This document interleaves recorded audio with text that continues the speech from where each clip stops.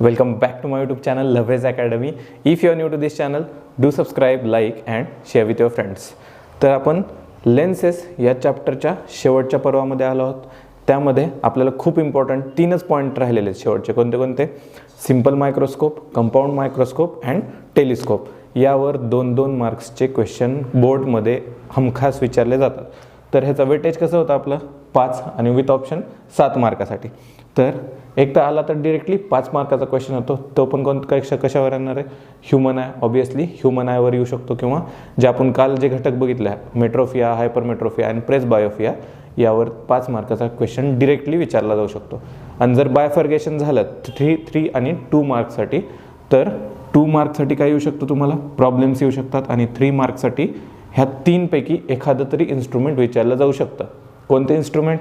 एकतर simple microscope, ह्याची figure खूप छोटी आहे आणि हे विचारलं तर 2 मार्काचाच क्वेश्चन आहे, ह्याच्यामध्ये जास्त काही नाही आहे.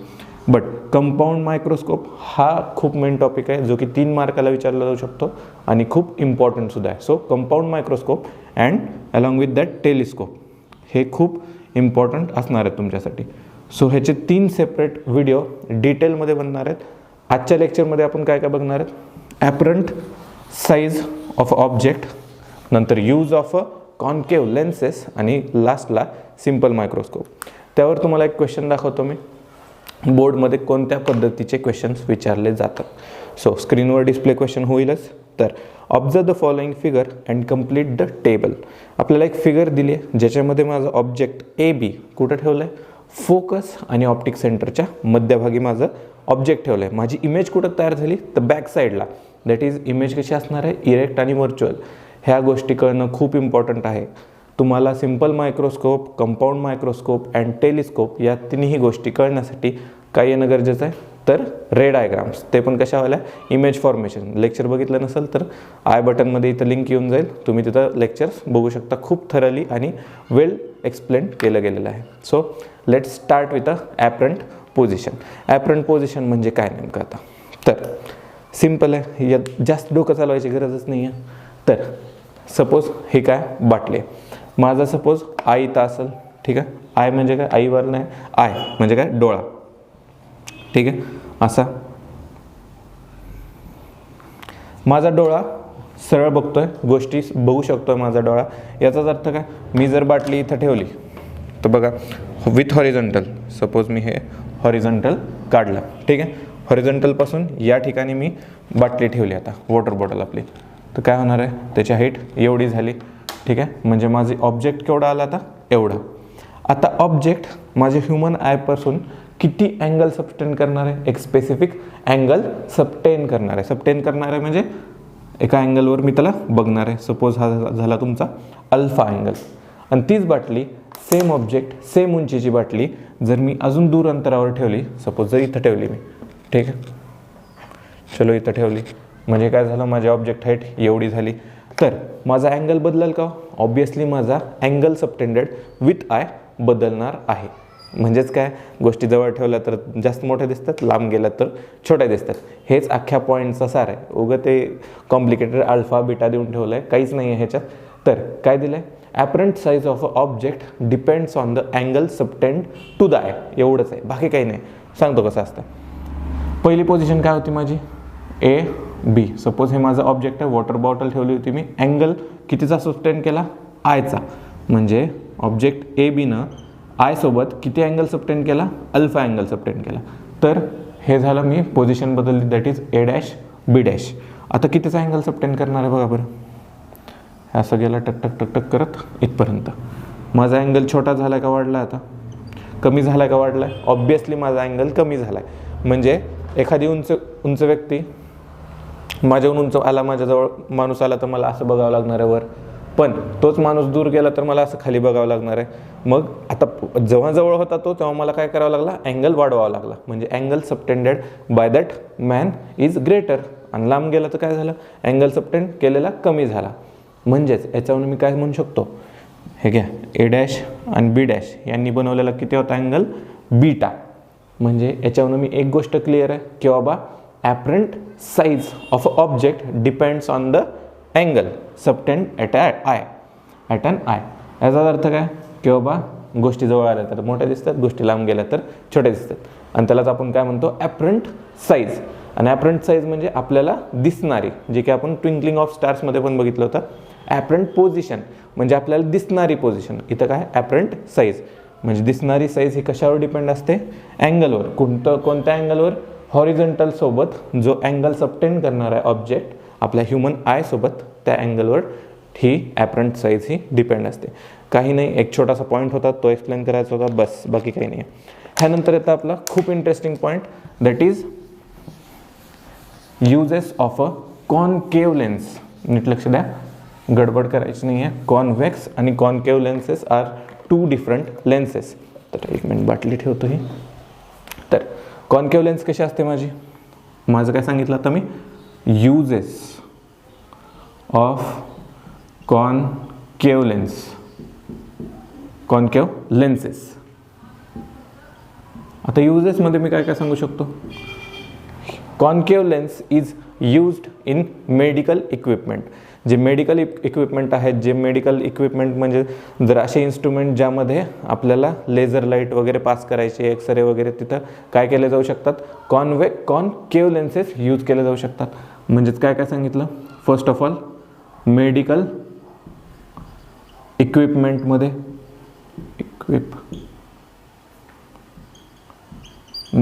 कॉनकेव लेन्सचा यूज केला जातो. अजून कुठं केला जातो, आता CD प्लेअरचा जमाना नाही राहिला, पण आधी जेव्हा CD प्लेअर चालायचे, CD बघितले असतील, CDज आपण जे म्हणतो, त्याच्यावर माहिती कशी भरलेली असते, असे स्पायरल फॉर्मॅटमध्ये भरलेली असते. अशी भरत फिल्म और एनी मूवीज वगैरे आपण असं कॉपी करतो. आता ते रीड करण्यासाठी काय असतं, तिथं एक छोटीशी लेझर लाईट असते, त्याच्यावर एक ग्लास असतो और सिम्पली एक लेन्स असते. ती कशाची असते, आता हे काय होतं, आपलं CD प्लेअरमध्ये आपलं जे लेन्स असतं, जे ट्रॅक करतं मुवमेंट CDची, ते काय करत होतं, असं बाहेर जात राहतं. त्यामुळे काय होतं, जशी CD फिरेल तसं माझं जे लेन्सवरून कॉनकेव लेन्समधून मिळणारं इन्फॉर्मेशन आहे ते मी TV दाखवलं. हे आधी जुन्या काळात होतं, पण ठीक आहे, ह्याला काय म्हणतो आपण, CD प्लेयर्समध्ये यूज केलं जातं. इवन स्कॅनर्समध्ये सुद्धा कॉनकेव लेन्सचा यूज केला जातो. काय सांगितलं, medical equipment plus CD players and स्कॅनर्समध्ये कॉनकेव लेन्सचा यूज केला जातो. अजून काय application, peep of a door.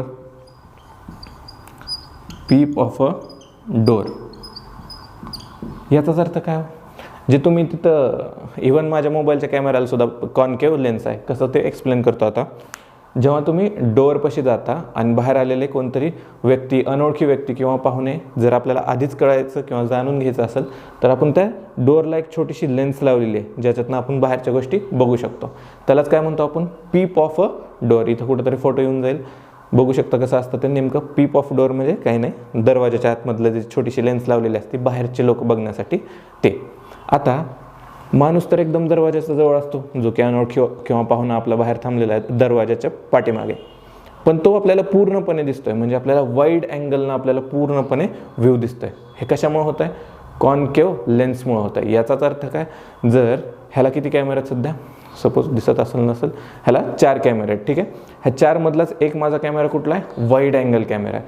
Wide angle camera याचाच अर्थ काय, तिथं कोणती लेन्स यूज केली जात असणार आहे, ऑब्विसली कॉनकेव लेन्स यूज केली असणार आहे, ठीक आहे. So peep of a door, concave lens, we use concave lens in a peep of a door. अजून कॅमेराजमध्ये सुद्धा कॉनकेव लेन्स ही यूज केली जाते. पुढं बघू, टॉर्चमध्ये सुद्धा कॉनकेव लेन्स यूज केली जाते. काय केली जाते, रिझन सांगतो त्याचं. We know that concave lens is a simply diverging lens. Concave lens is a diverging lens. Diverging म्हणजेच काय, इन्सिडेंट रेज ऑफ लाईट जर कॉनकेव लेन्सवर धडकले तर ते काय होतात, डायव्हर्ज होतात. पण कॉन्व्हेक्स लेन्समध्ये काय होतात, कॉन्व्हर्ज. कसं लक्षात ठेवायचं होतं, मॅग्निफाईंग ग्लास, भिंगानं आपण कागद वगैरे जळतो, ते कसं जातो, ते एका पॉईंटवर फोकस करून. हे बघा, हे झालं तुझी कॉन्व्हेक्स लेन्स. इथं काय येणार, तुमचं हँडल पकडतो आपण, ते इथं तुमचा पेपर असतो. तर तुम्ही सूर्यापासून येणारे रेज काय करतात, एका पॉईंटला कॉन्सन्ट्रेट करतात, म्हणून तुमची हीट या ठिकाणी वाढते आणि ती गोष्ट आग पकडते किंवा जळायला लागते, तिथली हीट वाढते. म्हणजेच काय केलं तुम्ही, कॉन्सन्ट्रेट केलं. कॉन्सन्ट्रेट म्हणजे कॉन्व्हर्जिंग झाली. पण ती कोणती लेन्स आहे, कॉन्व्हेक्स लेन्स आहे.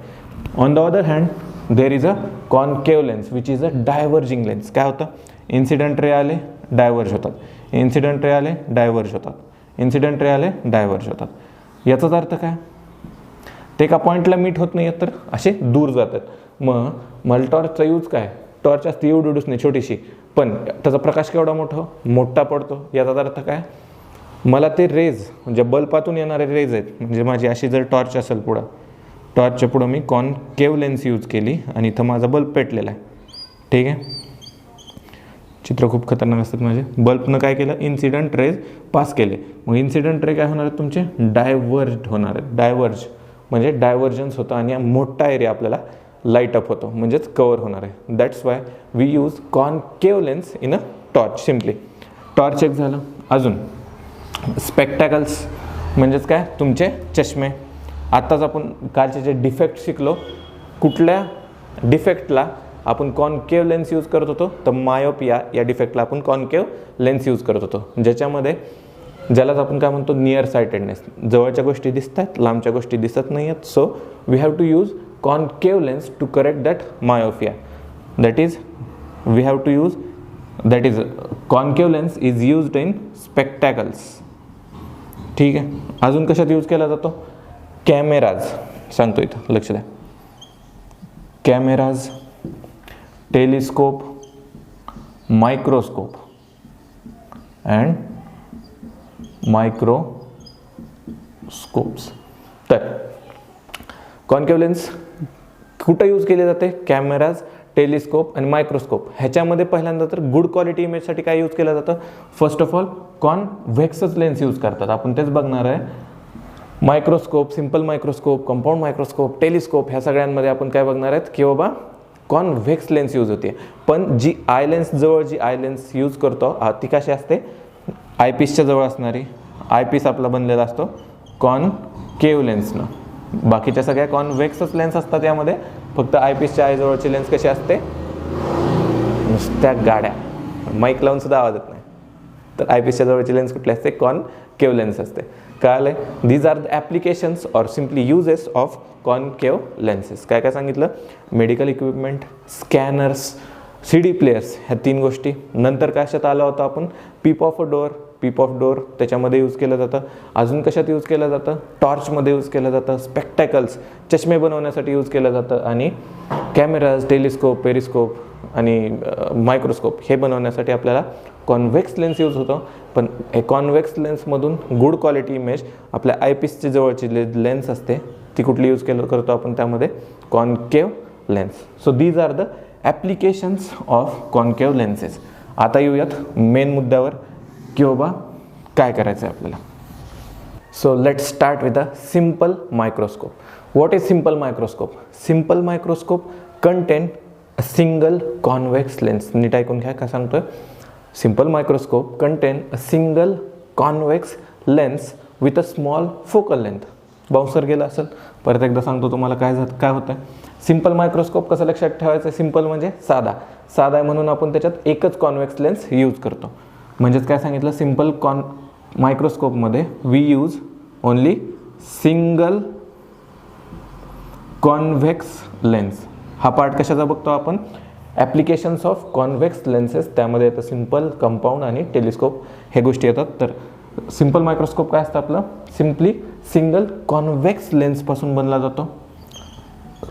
आणि ते पण काय सांगितलं, ज्याची having small focal length.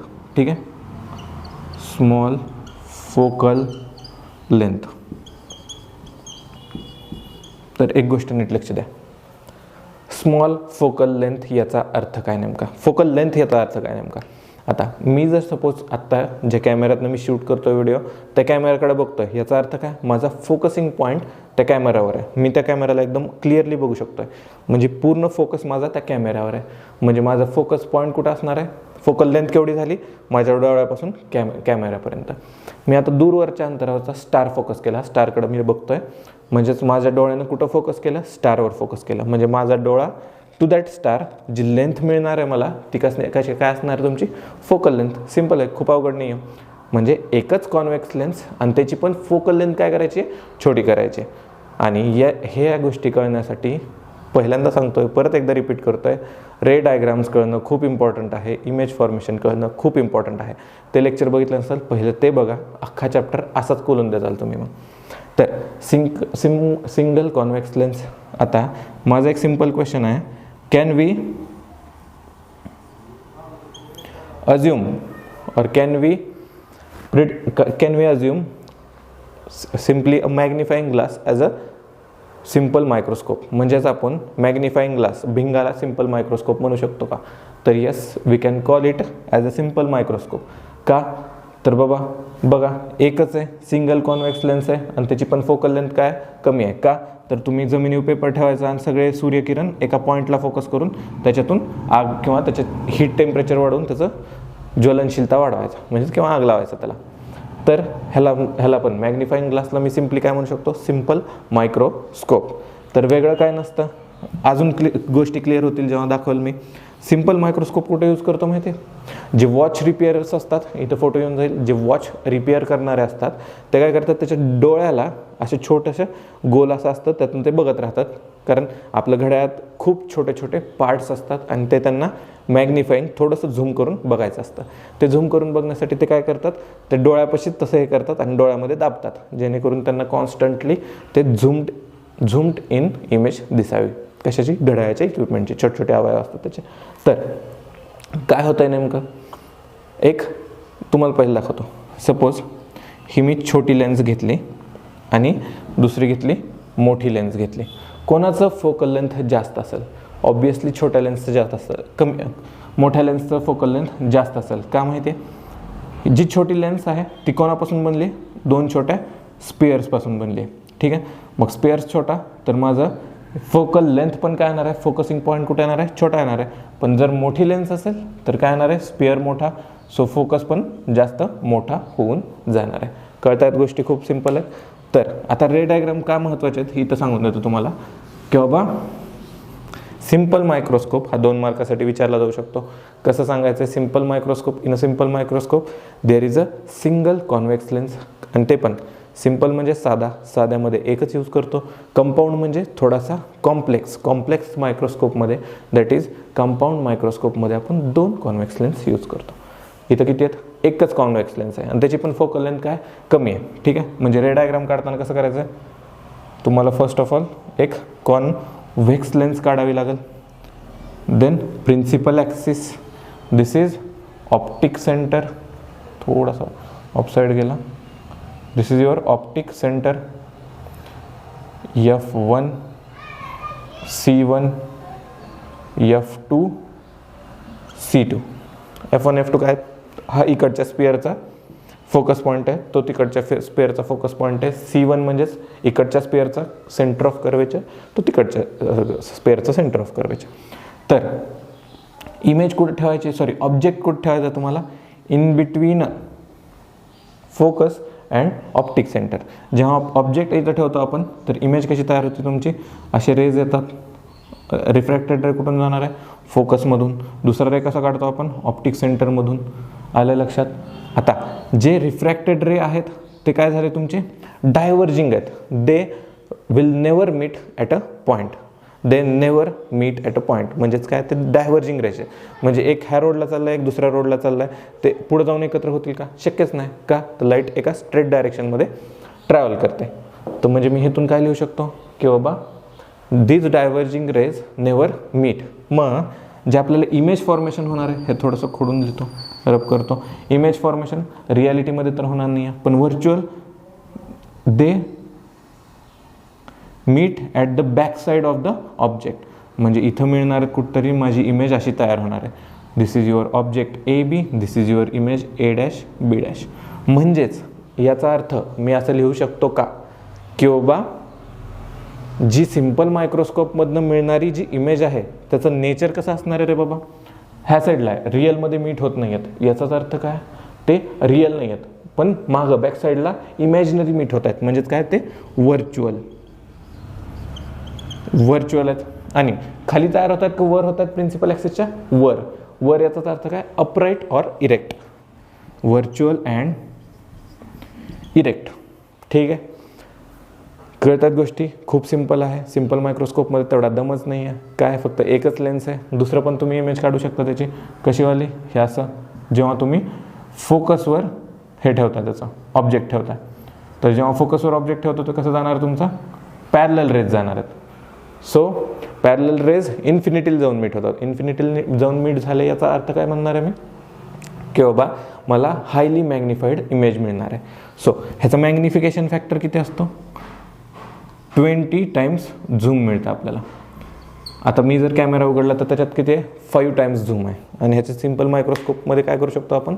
Up to 20 times bigger image आपण फाइंड आउट करू शकतो और मिळवू शकतो. कळत आहे? खूप सिंपल आहे, काहीच दम नाही आहे.